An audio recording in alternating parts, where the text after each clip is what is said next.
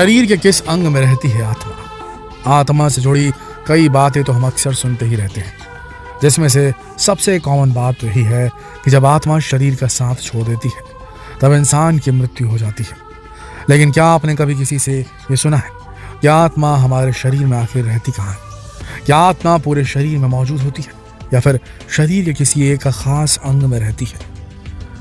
वहीं कभी न मरने वाली आत्मा मौत के बाद शरीर को छोड़कर आखिर कहाँ चली जाती है? आज हम आपके इसी दुविधा को दूर करेंगे, जानेंगे आध्यात्म और विज्ञान दोनों के नजरिए से क्या है इन सवालों के जवाब। तो चलिए आज हम आपको बताते हैं कि आत्मा शरीर के किस हिस्से में रहती है। इसके साथ ही आत्मा से जुड़ी कुछ और रोचक तथ्यों को भी आज हम आपको जरूर सुनाएंगे। इसके लिए बस अंत तक जुड़े रहिएगा। दोस्तों, ये तो हम सब जानते ही हैं कि शरीर के हर अंग का, हर हिस्से का अपना एक अलग, एक निश्चित स्थान होता है। यानी दिमाग सिर में होता है, दिल सीने में, किडनियां हमारे बॉडी में, पेट में होती है। लेकिन अब आत्मा की बारी आती है। जब आत्मा की बारी आती है तो हम सोच में पड़ जाते हैं। हमें एग्जैक्टली ये मालूम ही नहीं कि शरीर के अंदर आत्मा कहाँ रहती है, वो कॉन्शियसनेस, वो स्पिरिट कहाँ रहती है। आमतौर पर आत्मा को लेकर लोगों का मानना है कि आत्मा तो शरीर के हर हिस्से में मौजूद है। लेकिन सच में क्या ऐसा है? तो सुनिए, शास्त्रों की माने तो आत्मा हमारे दिमाग में है। जी हाँ, आत्मा के बारे में हिंदू धर्म के धर्मग्रंथ वेदों में लिखा है कि आत्मा हमारे दिमाग में निवास करती है और मृत्यु के बाद आत्मा वहां से निकलकर दूसरे जन्म के लिए ब्रह्मांड में चली जाती है। अब आपको बता दें कि आत्मा को लेकर शास्त्रों में कही गई इन बातों को अब विज्ञान ने भी माना है, क्योंकि मौत के अनुभव पर वैज्ञानिकों ने रिसर्च किए और इस बात की पुष्टि की है कि आत्मा शरीर में, हमारे दिमाग में होती है। दरअसल साइंस में यह माना जाता है कि मस्तिष्क में क्वांटम कंप्यूटर के लिए चेतना एक प्रोग्राम की तरह काम करती है। चेतना यानी कि आत्मा। वहीं जब शरीर की नर्वस सिस्टम क्वांटम पदार्थ कम होने लगता है या अपनी जगह छोड़ने लगता है तो मृत्यु जैसा अनुभव होता है। डेली मेल अखबार की माने तो इसी थ्योरी को आधार बनाकर एमरेटस और हेमेरॉफ दोनों वैज्ञानिकों ने आत्मा के रहस्य से पर्दा उठाने की कोशिश मात्र की है।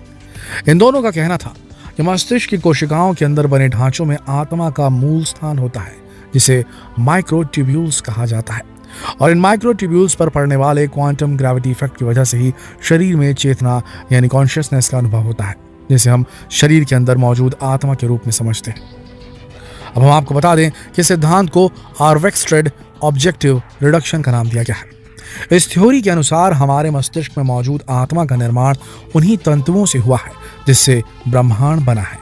हेमरॉफ का कहना है कि हृदय का काम करना बंद हो सकता है, रक्त का प्रवाह रुक सकता है, माइक्रोट्यूब्यूल्स अपनी क्वांटम अवस्था गंवा देते हैं, लेकिन यहाँ मौजूद क्वांटम सूचनाएं नष्ट नहीं होती। वे व्यापक ब्रह्मांड में वितरित एवं विलीन हो जाती है। यदि रोगी ठीक नहीं हो पाता और उसकी मृत्यु हो जाती है तो क्वांटम सूचना शरीर के बाहर व्याप्त है। उन्होंने ये भी कहा कि अगर कोई इंसान मौत के मुंह से बाहर निकल आता है तो उसका साइंटिफिक रीजन ये है कि उसकी क्वांटम इंफॉर्मेशन माइक्रोट्यूब्यूल्स में वापस चली आती है, जिसकी वजह से उसे मृत्यु जैसा अनुभव तो होता है लेकिन वो वापस जीवित हो जाता है। यानी वही, अगर कोई इंसान मर जाता है तो ऐसा संभव है कि वो क्वांटम इंफॉर्मेशन जरूर शरीर के बाहर मौजूद है। योग की भाषा में समझे तो आत्मा मस्तिष्क के जिस स्थान पर रहती है उसे सहस्रार चक्र या ब्रह्म रंध्र कहते हैं। ये इंसान के दिमाग का एक हिस्सा है। आपने पंडितों की चोटी जरूर देखी होगी, यानी जहां पंडितों के पूरे सिर पर बाल नहीं होते लेकिन सिर के पीछे हिस्से में चोटी होती है। ये चक्र ठीक उसी जगह पर होता है, यानी मस्तिष्क में यही वो जगह है जहां हमारी आत्मा का निवास होता है। कहते हैं कि पुराने जमाने में साधु संत और ज्ञानी वर्षों तपस्या करते हुए अपने ध्यान को इसी केंद्र में केंद्रित करते थे और फिर खुद ही उनके शरीर का अंत हो जाता था, यानी उनकी आत्मा उनके शरीर का साथ छोड़ देती थी। इंसान की मौत हो जाने के बाद आत्मा शरीर के उस भाग से निकलकर बाहरी जगत में फैल जाती है। शास्त्रों में भी कुछ ऐसा ही कहा गया है कि मौत के बाद देह से निकलकर यह आत्मा दूसरे लोगों की यात्रा पर निकल जाती है। वाकई में ये कमाल की जानकारी है। गीता में भी श्री कृष्ण ने आत्मा को अमर और अविनाशी बताया है, जिसे ना ही कोई शस्त्र काट सकता है, ना ही पानी गला सकता है, ना अग्नि जला सकती है और ना ही वायु इसे सोख सकती है। अब आत्मा को लेकर तो कई बातें और तर्क सामने आते ही रहते हैं, अब आत्मा से ही जुड़े कुछ और सवालों के जवाब और रोचक तथ्य हम आपको इस वीडियो में बताने जा रहे हैं, जिसमें पहला सवाल ये है कि आखिर आत्मा का आकार क्या है। तो आपको बता दें कि गरुड़ पुराण में ये बताया गया है कि आत्मा अंगूठे के आकार की होती है। वहीं दूसरा सवाल ये है कि क्या सच में आत्मा मौत के बाद दूसरे शरीर की तलाश में निकल पाती है। तो जैसा कि हमने वीडियो में जाना कि आत्मा एक शरीर को छोड़ने के बाद ब्रह्मांड में वापस चली जाती है। अब जैसा कि हम सब लोग भी किसी की मृत्यु हो जाने पर आमतौर पर यही कहते हैं कि आत्मा अब अपना दूसरा ठिकाना ढूंढेगी, यानी आत्मा किसी दूसरे शरीर में प्रवेश करेगी। मतलब मौत के बाद आत्मा अपने कर्मों को समेटकर अपनी अधूरी इच्छाओं को पूरी करने के लिए अन्य शरीर की खोज में चली जाती है और कर्मों के अनुसार ही आत्मा को नया शरीर मिलता है। शायद यही वजह है कि कई बार हमें ऐसी खबरें सुनने को मिलती है कि लोगों को अपने पिछले जन्म की बातें याद आ जाती हैं। अब तीसरा और मौत के बाद का सबसे कॉमन सवाल ये है कि क्या मौत के बाद बढ़ते हैं नाखून और बाल। तो जवाब है जी नहीं, ऐसा मुमकिन नहीं है। मौत के बाद बाल या नाखून इसलिए नहीं बढ़ सकते क्योंकि मौत के बाद नई कोशिकाओं का निर्माण नहीं होता।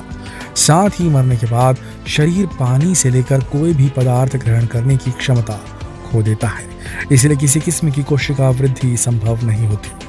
चौथा सवाल कि आत्मा का वजन होता है या नहीं होता। तो जानिए कि वैज्ञानिकों ने आध्यात्मिक विचारधारा से परे एक रिसर्च की कि आत्मा का भी वजन होता है। उन्होंने आत्मा के वजन को नापने के लिए मरने वाले व्यक्ति को फेयरबैंक्स वेट स्केल पर रखा। एक प्रकार का तराजू होता है ये। डॉक्टर डंकन ने स्केल को खास तरीके से तैयार किया था जिसमें शरीर में होने वाले छोटे से छोटे बदलाव को भी परखा जा सके। उन्होंने ये रिसर्च साल 1901 में की थी। सन 1901 में अमेरिका के डॉर्चेस्टर में हुए इस परीक्षण में डॉक्टर डंकन ने ऐसे व्यक्तियों पर शोध किया जिनकी जल्दी ही मृत्यु होने वाली थी। रिसर्च में पाया गया कि आत्मा का वजन करीब 21 ग्राम होता है।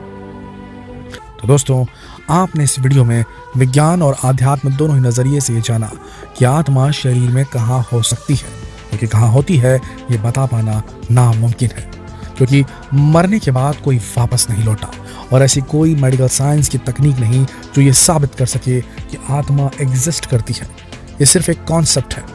इसे आने वाले समय में क्या सत्यापित कर लिया जाएगा, क्या इसकी खोज कर ली जाएगी, क्या इस पर रिसर्च कंप्लीट हो पाएगी, क्या वाकई में आत्मा के अस्तित्व को साइंटिफिकली प्रूफ किया जाएगा, ये कहना बहुत मुश्किल है। और ये सिर्फ आने वाले समय में ही अगर किसी वैज्ञानिक ने खोज को कंप्लीट कर लिया तो ही पता चल पाएगा। आपको क्या लगता है, क्या वाकई में आत्मा एग्जिस्ट करती है या सिर्फ ये एक कॉन्सेप्ट है? नीचे कमेंट में जरूर लिखिएगा और ये सवाल दूसरे लोगों से पूछने के लिए इस वीडियो को शेयर करें फेसबुक पर, व्हाट्सएप पर, यूट्यूब पर। धन्यवाद।